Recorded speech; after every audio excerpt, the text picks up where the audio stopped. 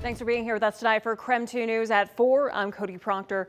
Whitney has the night off, and tonight we are continuing to track the impacts of the freezing rain that we received from over the weekend. As rain moves into our region and the ice begins to melt, we are starting to see flooding throughout the Northwest. You can see some of the scenes that we have been seeing throughout the Pacific Northwest, from Spokane, South Seattle, and Whatcom County.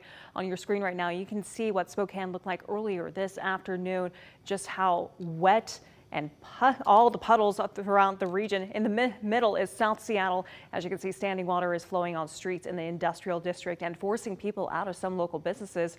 And we're also taking a look at Whatcom County. This was from Christmas morning. There, crews rescued 6 people after the Nooksack River flooded its banks and spilled into homes. This happened north of Bellingham in the Marietta area over in western Washington.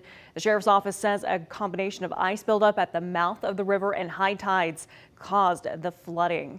And as we continue to track these flood concerns in our region tonight, let's turn things over now to Chief Meteorologist Jeremy Legoo. He's standing by at the KREM 2 Weather Center tonight. And Jeremy, what a forecast it has been. Within the last 7 days, we've had cold, snow, freezing rain, and now this warm up, which we thought would be really good news, but it's having a lot of issues for a lot of people tonight. Yeah, it's one of those ones where we kind of knew that all of this stuff was going to melt when the rain arrived. But as we go through the next couple of days, believe it or not, we're going to watch the pendulum once again swing back the other way. But let's talk the next 2 because that's most important. Through Wednesday, our flood advisories remain in place. Paradise Creek down in Moscow still under a flood warning. But as Cody mentioned, rising rivers, streams, ponding on the roadways, lots of big puddles around. But all of that comes with the warm weather. The warm weather comes thanks to a lot of wind. The wind is going to continue through tomorrow morning. Wind advisories and high wind warnings remain in effect. Those darker orange shaded areas down near Pullman, the Palouse, and into the Blue Mountains, where you're going to see wind gusts at 65 miles per hour, 45 to 55, pretty widespread across the region. So far, we've seen some strong ones. Walla Walla up near 70 miles per hour, Grangeville a 60 mile per hour wind gust, Spokane up to 40, Richland 47, and it's likely those winds stay strong through the night and even into early tomorrow morning. But it is bringing in some warm weather. We're still in the 40s widespread across the region. Walla Walla at 52, Lewiston 53 degrees out there. And here it comes. That's all of the moisture and the wind, the storm moving over the top of us. And as it does so, we're going to continue to see the rain come down. By late tonight, we'll start to see rain change over to snow. Here in Spokane, we're right on the edge of it. Most of that snow stays up in the mountains, and for that reason, the mountains are under winter weather advisories. 4 to 8 inches of snow above 3,000 feet. That lasts through 7 p.m. tomorrow.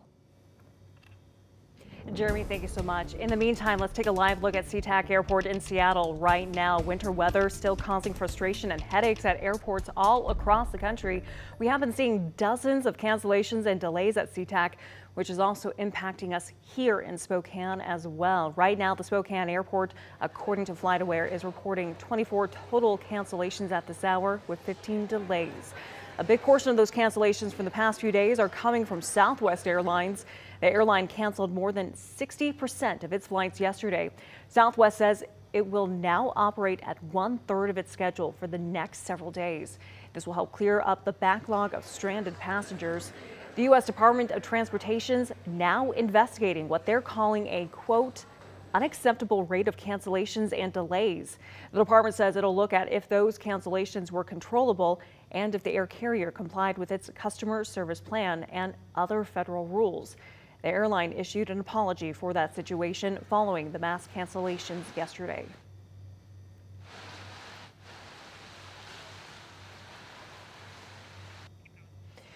And as we continue to keep track of that, we absolutely apologize. We will do everything that we need to do. And back at the Spokane Airport, we did see long lines at the ticket counter as hundreds of people tried to find new flights home for the holidays, and we were keeping track of those conditions that passengers were going through. In the meantime, speaking of rain and wind, here are some of the 3 things you need to know about the weather right now. As you get ready for your evening commute, let's check in on some of the road conditions around Spokane tonight. On your screen right now, we're going to be taking a live look at I-90 and Division Street, and you can see just how wet the roads are right there. You can see the sheen on the pavement. So if you are heading out soon, drive safely and drive for the conditions. And if you don't feel safe, just be extra cautious on those roads. In the meantime, Stevens Pass remains closed at this hour, and taking a look at your screen right now, it's not hard to see why. This is incredible. Almost looks like an ice rink. Larry Stanford from Leavenworth shared this video from Stevens Pass, and you can see it is covered in a thick sheet of ice. The Washington State Department of Transportation says the warmer temperatures are helping to thaw the ice some, but there is still a lot more work needed to be done. And some people may still be waiting to get their Christmas gifts because of the storm. The U.S. Postal Service, UPS, FedEx, and Amazon all say weather has messed up operations. The USPS says it had temporarily shut down 89 post offices, and FedEx said the weather majorly disrupted its hubs in both Indianapolis and Memphis. Taking the facts that we know, we're taking all tips that we know, and we're putting those pieces to the puzzle together and painting that picture. But we're moving forward on this investigation, and we're not going to stop until we get a conclusion. It's been 6 weeks since 4 University of Idaho students were murdered in their off-campus home. 6 weeks in, KREM 2 is still pushing for information from investigators of the Moscow homicides. KREM 2's Shannon Mowdy sat down one-on-one with the police chief to find out where the investigation stands today. And what can you tell us tonight, Shannon?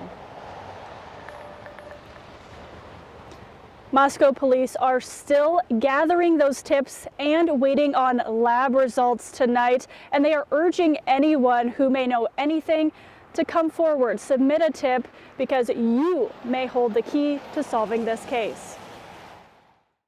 In a release Tuesday afternoon, Moscow police announced there's still no identified suspect in the quadruple homicide on King Road, though they believe someone knows the missing piece of this picture. We've had over 17,000 tips. Chief James Fry says the small department is still staying focused on finding facts in a muddle of rumor. The online stuff, that's going to happen, right? I mean, that's just the day and age we're in. There's a lot of people who are sending us tips and stuff through that, and we're going to look into all those as well. So some of it's very useful, some of it can be distracting. A nationwide team's going through all those bits of information, looking for that one piece that could change everything. Maybe you saw something that you don't know is the key, but maybe detectives and law enforcement know that that's the thing they need. That's exactly right, and that's why we've asked people, with any pictures from that night or any video, to send it to us, send it to our tip line.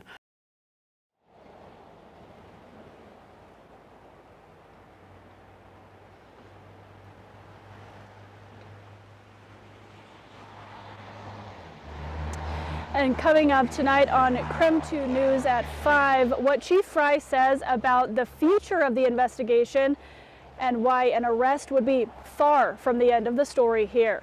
Live in Moscow, Shannon Mowdy, KREM 2 News.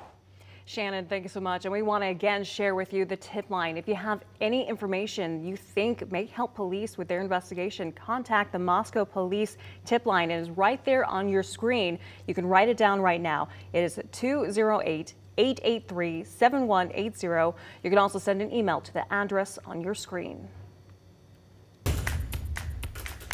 In developing news tonight, the Spokane County Sheriff's Office is reminding the public to stay vigilant as they search for a homicide suspect in Deer Park.